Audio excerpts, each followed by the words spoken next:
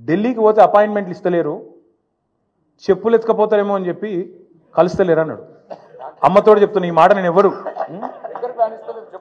చెప్పులు ఎత్తుకపోతారట. అరే చెప్పులు ఎత్తుకపోయే వాళ్ళు వేరే పార్టీ వాళ్ళు ఉన్నారు ఇక్కడ, అది వాళ్ళ కథ వేరు. చెప్పులు ఎత్తుకపోవడం నాకు అర్థం కాదు. ఢిల్లీకి పోతే అపాయింట్మెంట్లు ఇస్తలేరు, ఎవరు ఇస్తలేరు? రాహుల్ గాంధీ ఇస్తలేడు, వర కరెక్టే, నీకు ఇయ్యరు కూడా. ఎట్లు ఇస్తారు? నీకు తెలిసిపోయింది నీ కథ అంతా, ఇయ్యరు. ఈ కొత్తగా ఎవరైనా సుట్టపోడు కొత్తగా వస్తేనేమో మర్యాద ఇస్తారు ఎవరైనా సరే, 4 రోజులు ఉంటుంది మర్యాద. ఇక కానీ నువ్వు వచ్చేదేమో ఢిల్లీకి నీ పని మీద వస్తావు, మీ మూటలు మోసుకపోయేందుకు 40, 42, 43 సార్లు పోతావు ఇప్పటికీ. అందులోనట ఈయన ఎకానమీ క్లాస్లో పోతుండట. బా ఫోటోలు మొత్తం బయట పెడతాం, ప్రైవేట్ ఫ్లైట్లు, బిజినెస్ క్లాసులు, మీ ట్రిప్పులు మొత్తం ఫోటోలు బయట పెడతాం, సోషల్ మీడియాలో ఇప్పటికీ తిరుగుతున్నాయి, మళ్ళీ పెడతాం. అరే గింత అన్యాయం మాటలు మాట్లాడతారు. 43 సార్లు ఢిల్లీకి పోతివి, 43 పైసలు లేకపోతివి, ఏముంటుంది ఇజ్జత్ నీకు ఢిల్లీ మార్కెట్లో? వీడు ఊకొత్తాడు పోతాడు, ఎందుకు ఇవ్వాలి మీకు అపాయింట్మెంట్? ఇస్తలేరు, ఏం చేయాలి మరి?